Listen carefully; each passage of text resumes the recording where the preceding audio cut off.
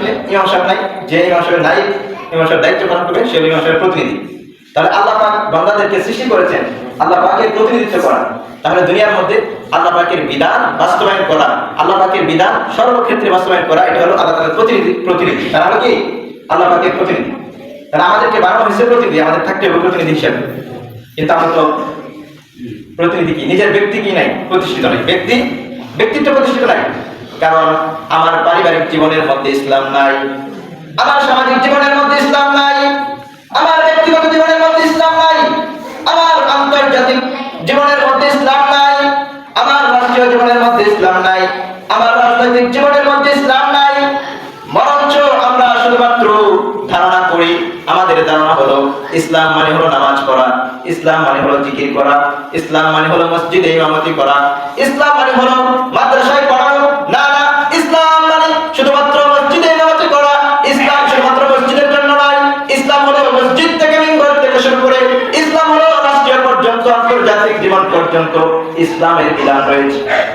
কারণ ইসলাম হলো সর্বোচ্চ একটি আদর্শ। আল্লাহ পাক রব্বুল আলামিন আমাদেরকে একটা আদর্শ দিয়েছেন, সেটা হলো কোরআন। আর এই কোরআন হলো সংবিধান। কোরআন আমাদেরকে কেন দিয়েছেন? এই কোরআনটা সর্বক্ষেত্রে বাস্তবায়ন করার জন্য। শুধুমাত্র কোরআন আমরা পড়বো, ভিতরে রেখে দিব, যে আমল করবো তাই, এটা এই জন্য দেয়নি। যখন দুনিয়ার নিজামকে ঠিক করার জন্য আল্লাহ তাআলা প্রধানমন্ত্রী, আল্লাহ তাআলা পৃথিবীর সৃষ্টিকর্তা, আল্লাহ তাআলা ওই দুনিয়াকে পরিচালনা কিভাবে করতে হবে এই একটা সংবিধান আল্লাহ পাক দিয়ে দিয়েছেন। যেমন মোবাইল তৈরি করছে মার্গারেট, ওই মোবাইলের যে আবিষ্কারক মার্গারেট, ওই মার্গারেটে মোবাইল কিভাবে পরিচালনা করতে হবে উনি কিছু থিওরি বলে গেছেন। ওনার থিওরি অনুযায়ী বর্তমানে মোবাইল চলতেছে। যদি ওনার থিওরি অনুযায়ী না চালানো হয় সে মোবাইল আর চলবে না। এরকম ভাবে পৃথিবী সৃষ্টি করেছেন আল্লাহ, এই পৃথিবীকে কিভাবে পরিচালনা করতে হবে সেই থিওরিও দিবেন আল্লাহ। আর ওইটাই হলো কোরআন। এই কোরআনকে সর্বক্ষেত্রে বাস্তবায়ন করতে হবে। নিজের ব্যক্তিগত জীবনের মধ্যে কোরআনের হুকুম বাস্তবায়ন করতে হবে, নিজের পারিবারিক জীবনের মধ্যে কোরআনের হুকুম বাস্তবায়ন করতে হবে, নিজের সামাজিক জীবনের মধ্যে কোরআনের হুকুম বাস্তবায়ন করতে হবে, অর্থনৈতিক ক্ষেত্রে কোরআনের বিধান বাস্তবায়ন করতে হবে, ব্যবসা প্রতিষ্ঠানে কোরআনের বিধান বাস্তবায়ন করতে হবে, নিজের বিচার কার্যালয়ের মধ্যে কোরআনের বিধান বাস্তবায়ন করতে হবে। যখন সর্বক্ষেত্রে কোরআনের বিধান বাস্তবায়ন করা হবে তখন আল্লাহ পাকের প্রদত্ত শান্তি, আল্লাহ পাকের প্রদত্ত শৃঙ্খলা আমাদের কাছে আসবে। আর যদি কোরআন আমাদের ভিতরে না থাকে তাহলে আমাদের মধ্যে শান্তি শৃঙ্খলা আসবে না। ومن سيئات أعمالنا من يهده الله فلا مضل له ومن يضلله فلا هادي له ونشهد أن لا إله إلا الله ونشهد أن سيدنا وسندنا وحبيبنا وحبيب قلوبنا ومولانا محمدا عبده ورسوله صلى الله تعالى عليه وعلى آله وأصحابه وبارك وسلم تسليما كثيرا كثيرا. أما بعد فأعوذ بالله من الشيطان الرجيم. بسم الله الرحمن الرحيم. يا أيها الذين آمنوا اجتنبوا كثيرا من الظن إن بعض الظن إثم ولا تجسسوا ولا يغتب بعضكم بعضا أيحب أحدكم أن يأكل لحم أخيه ميتا فكرهتموه صدق الله المولانا العظيم وصدق رسوله النبي الأمي الكريم ونحن على ذلك من الشاهدين والشاكرين. قيل رسول الله صلى الله عليه وسلم ما الغيبة؟ قال ذكرك أخاك بما يكرهه فيه قال إن لم يكن فيه فقد اغتبته وإن لم يكن فيه فقد بهته أو كما قال النبي عليه الصلاة والسلام اللهم صل على محمد وعلى آل محمد كما صليت على إبراهيم وعلى آل إبراهيم إنك حميد مجيد اللهم بارك على محمد وعلى آل محمد كما باركت على إبراهيم وعلى آل إبراهيم إنك حميد مجيد मैं सूरत यूसुफ का नहीं चाहने वाला पैसों की मानिंद नहीं आशिक लैला मैं आशिक मौला हूँ मेरा अश्क निराला जुमला जहां जिनकी तजल्ली से उजाला हजरत अबू ज़र ग़िफ़ारी खादिम खलीलुल बशर जिसने सारे जिंदगी में ना बनाया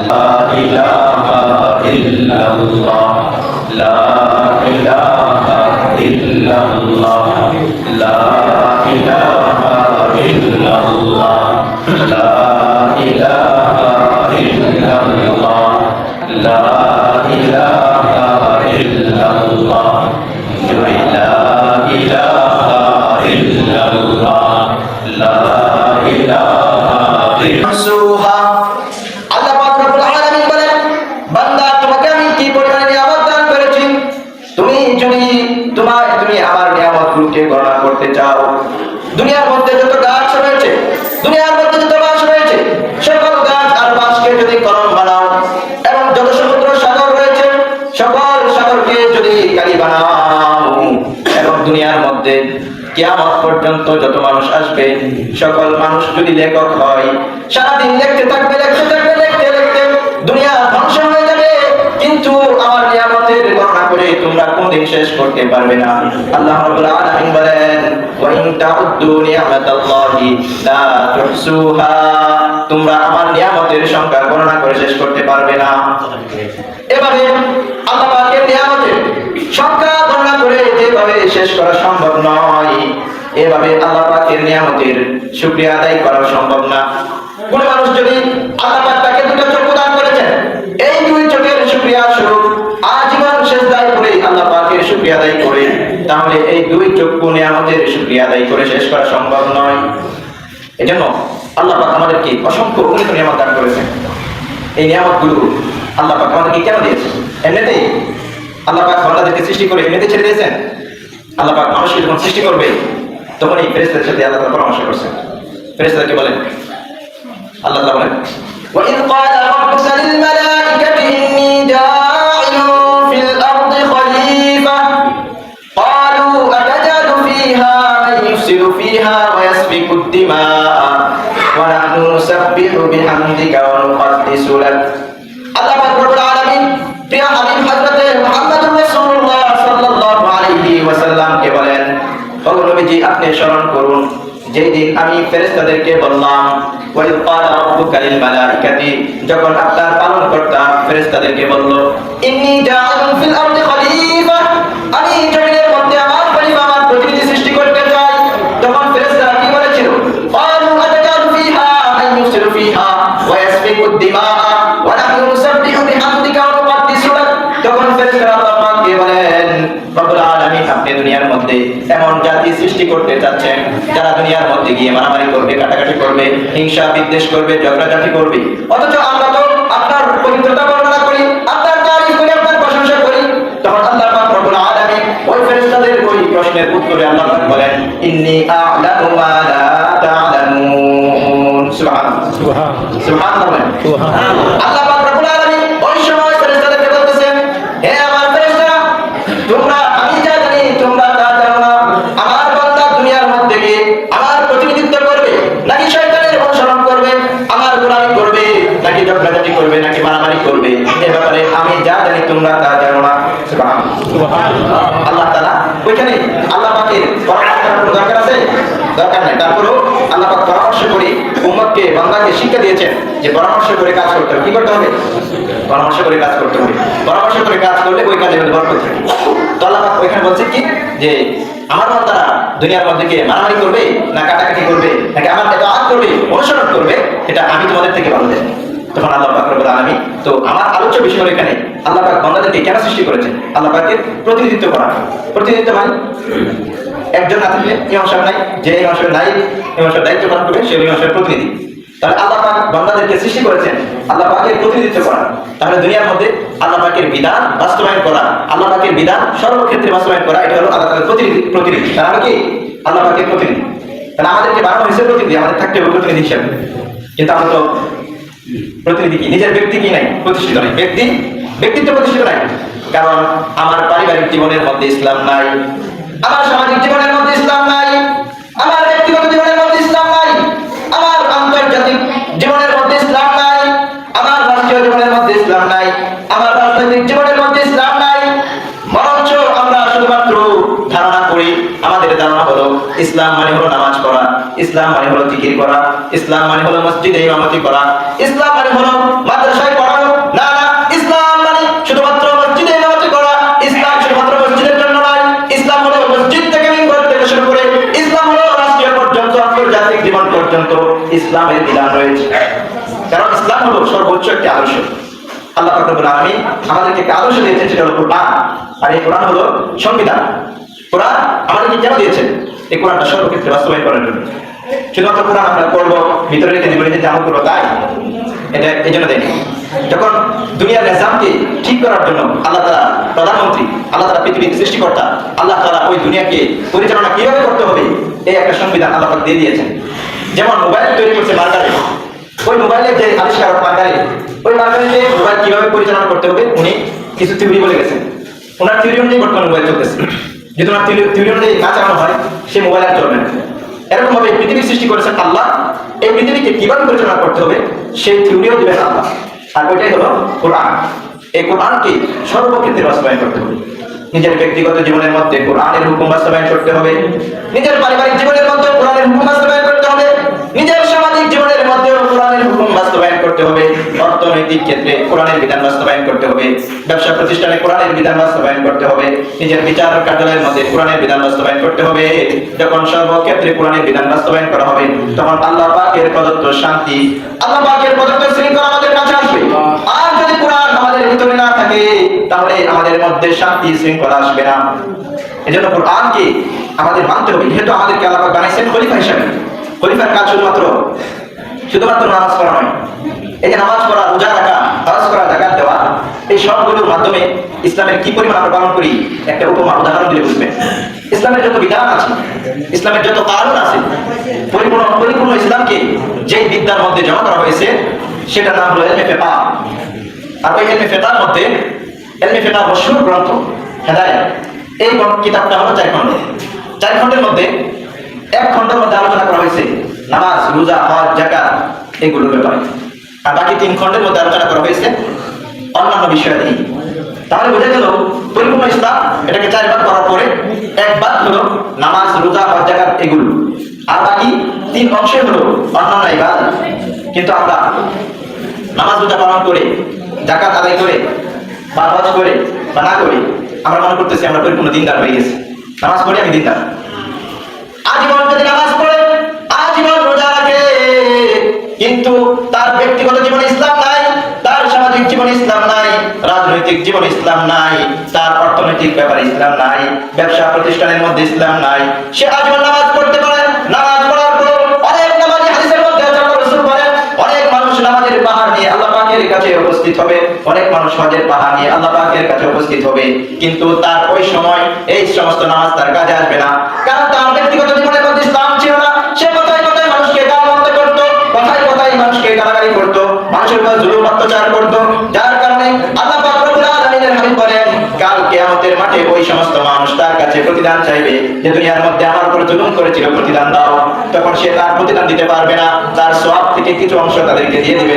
এভাবে দিতে দিতে এক পর্যায়ে তার সওয়াবের বোঝা শেষ হয়ে যাবে, তখন সে ভিক্ষুকের মতো হয়ে যাবে।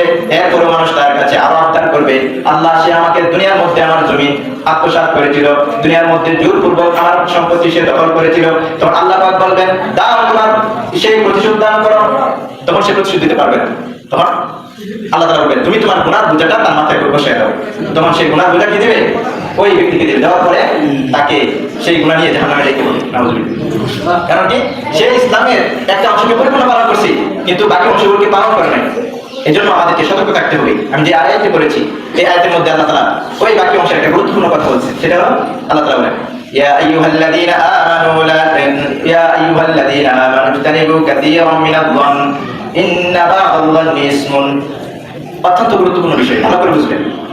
আল্লাহ তাআলা বলতেছেন, হে ঈমানদারগণ, তোমরা অতিরিক্ত ধারণা করিও না। কেননা কিছু ধারণা হলো গুনাহ, কিছু ধারণা কি গুনাহ। আপনি ধারণা করছেন যে অমুকে মনে হয় আমরা যে টাকা দিতেছি, উদাহরণস্বরূপ যে অনেক সময় সমাজে কি করে, সমাজের দায়িত্বশীল কিছু থাকে কমিটি, তারা অনেকে যে ধারণা করে এরকম যে আমরা টাকা দিতেছি, টাকা মনে হয় তাদের পেট উঠতে চাইতেছে, ধারণা করলাম না। কিন্তু এখন এই ধারণাটা হতে পারে তারা খাইতেছে, আবার এমন হতে পারে খায় না। তখন আপনি যে ধারণা করলেন, এই ধারণাটা কি করলেন? গুনাহ করলেন। আল্লাহ তাআলা বলছে, ইয়া আইয়ুহাল্লাযীনা আমানু লা তাজতানিবু কাসীরাম মিনায-যন্ন, তোমরা বেশি বেশি মানুষের প্রতি কুধারণা করিও না। কেননা ইন্না বা'দাল-যন্নি ইসমুন, কিছু ধারণা আছে যে গুনাহের কারণ হয়, শুধুমাত্র কারণ নয়। তারপর আল্লাহ বলছেন, ওয়ালা তাজাসসু, এবং তোমরা একে অপরের দোষ খোঁজাখুঁজি করিও না। মানুষের কার কি দোষ রয়েছে, ওই দোষ তোমরা খোঁজাখুঁজি করিও না। ওয়ালা ইয়াগতাব বা'দুকুম বা'দা, তোমরা একে অপরের গীবত করিও না। আল্লাহ পাক পরে গিয়ে বলতেছেন, আইয়ুহিব্বু আহাদুকুম আইয়াকুলা লাহমা আখিহি মাইতান, তোমাদের মধ্যে কেউ কি পছন্দ করবে নিজের আপন নিজ ভাইয়ের গোশত ভক্ষণ করতে? আল্লাহ পাক বলেন, ফাতারিহতুমুহু, তোমরা এটাকে অপছন্দ করো। অথচ তোমরা এক মানুষের যখন গীবত করবে, দুশ্চর্চা করবে, তখন তোমরা নিজের আপন ভাইয়ের গোশত ভক্ষণ করলা। নাউযুবিল্লাহ। গীবত করা, এই গীবত মারাত্মক ব্যাপক আকারে সমাজে ছড়িয়ে গেছে। গীবত কি? আল্লাহ রাসূলকে জিজ্ঞাসা করছে আবু হুরায়রা, ইয়া রাসূলুল্লাহ, গীবত কি? তখন আল্লাহ রাসূল বলতেছেন, গীবত হলো তোমার ভাইয়ের আলোচনা তুমি এভাবে করা যে আলোচনাটা সে শুনলে কষ্ট পাবে। এভাবে আলোচনা করলে গীবত হবে। যেমন ধরেন, কোনো মানুষের ভিতরে একটা দোষ নাই, কিন্তু ওনার কোনো উপস্থিতিতে আপনি আলোচনা করছেন যে অমুকে তো এই কাজ করে, কিন্তু সে বাস্তবে এটা করে না। এই অবস্থায় আপনি যে দোষটা বললেন, তাহলে আপনি তার গীবত করলেন। আর গীবত করার কারণে আপনি তার মানে একটা মৃত লাশ খাওয়া, যেরকম আপনি গুয়াকে গীবত করার মাধ্যমে একটা মৃত লাশ খাইলেন। নাউযুবিল্লাহ। এত মারাত্মক গুনাহ গীবত। এই গীবতটা বর্তমানে ব্যাপক আকারে চলছে। আমরা চিন্তা করি না যে গীবত করতেছি। আল্লাহ রাসূল সাল্লাল্লাহু আলাইহি সাল্লামের দরবারে একবার একটা ছোট খাটো মহিলা আসছে। খাটো একজন মহিলা আসছে। ওই মহিলা আল্লাহ রাসূলের দরবারে আসার পরে যখন চলে গেছেন, তখন অনেকেই বলে না মহিলারা যে বাচ্চা নিয়ে, দেখো আমাদের আয়েশা রাদিয়াল্লাহু তাআলা বলছেন, এই মেয়েটা অনেক খাটো। মহিলাটা যাওয়ার পর বলতেছে কি, যে মহিলাটা আসছিল মহিলাটা অনেক খাটো।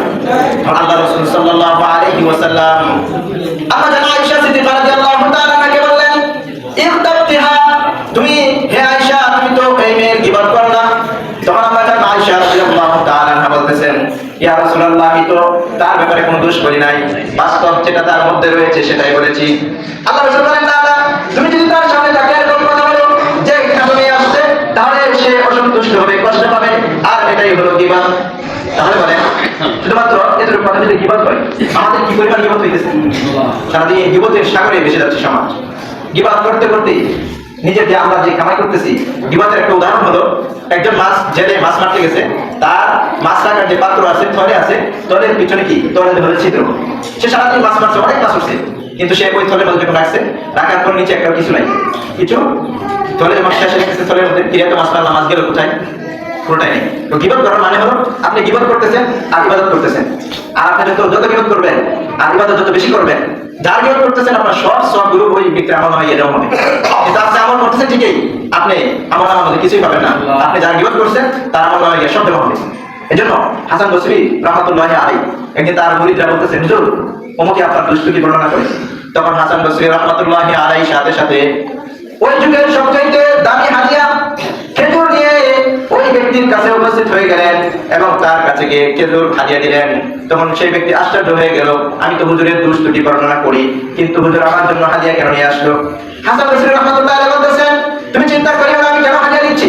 আমার কাছে সুসংবাদ এসেছে যে তুমি আমাকে হাদিয়া দিতেছো ব্যাপক আকারে, এই জন্য আমি তোমার জন্য কিছু হাদিয়া নিয়ে আসলাম। এটা অল্প হয়েছে, কারণ তুমি আমাকে যে হাদিয়া দিতেছো সেই হাদিয়ার তুলনায় এটা একেবারে সংকীর্ণ। অর্থাৎ সে যে হাসান বসরি রাহমাতুল্লাহ আলাইহি গীবত করতেছে আর তার আমলনামার যত সওয়াব আছে সব হাসান বসরি আমলনামায় চলে আসছে। তাহলে এই দুনিয়ার মধ্যে তুমি এটা পাইতেছ না, কিন্তু আখিরাতে পাবে। আর দুনিয়াতে সে একটা খেজুর দিল, এটা কি তার সমান হবে? হবে না। এই জন্য তিনি বলছেন, তুমি আমাকে তার থেকে উত্তম হাদিয়া দিতেছো, এই জন্য আমি তোমাকে অল্প হাদিয়া দিলাম।